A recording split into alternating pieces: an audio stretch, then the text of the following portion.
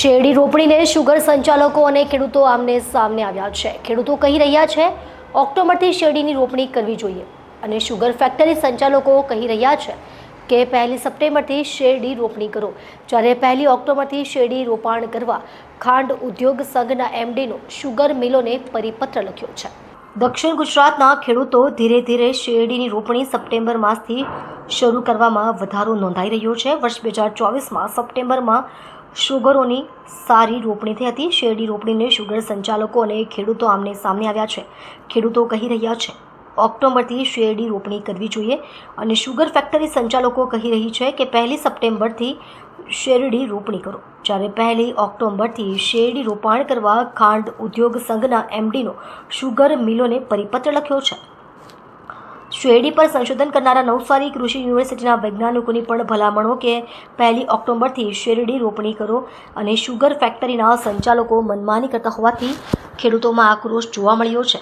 શેરડીનો ઉતારો પ્રતિવર્ષ ઉત્તરોત્તર ઘટતો જતો હોવાથી નવસારી કૃષિ યુનિવર્સિટીના વૈજ્ઞાનિકોના રિપોર્ટથી ખાંડ ઉદ્યોગ સંઘ જાગ્યો છે। સપ્ટેમ્બરને બદલે ઓક્ટોબરમાં રોપાણની મંજૂરી આપવાનો સમય આવી ગયો છે।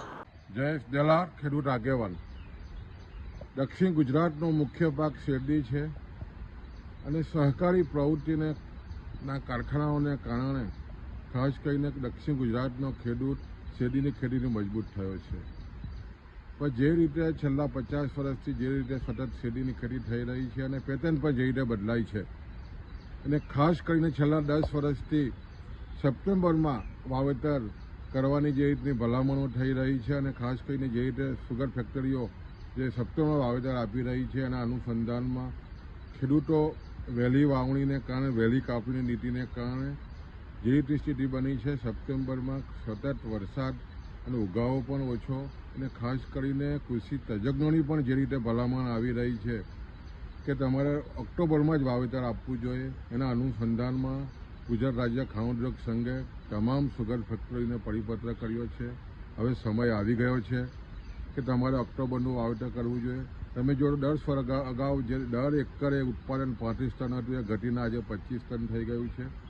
પણ જે રીતે સંચાલકો પોતાની મનમાની કરી રહ્યા છે અને જે હજુ પણ સપ્ટેમ્બરમાં વાત જે કરી રહ્યા છે આપવાનું જે વાવેતર છે એ ખેડૂતોમાં ભારે આક્રોશ છે અને ખાસ કરીને જ્યારે કૃષિ તજજ્ઞોની ભલામણ હોય અને સતત એકરિત ઉત્પાદન ઘટતું હોય ત્યારે આવનારા દિવસોમાં ઓક્ટોબરનું વાવેતર આપવું સમગ્ર શુગર સંચાલકોએ હવે વિચારવું પડશે અને ખેડૂતો પણ મક્કમ બન્યા છે કે આવનારા દિવસોમાં ઓક્ટોબરમાં જ વાવેતર થવું જોઈએ।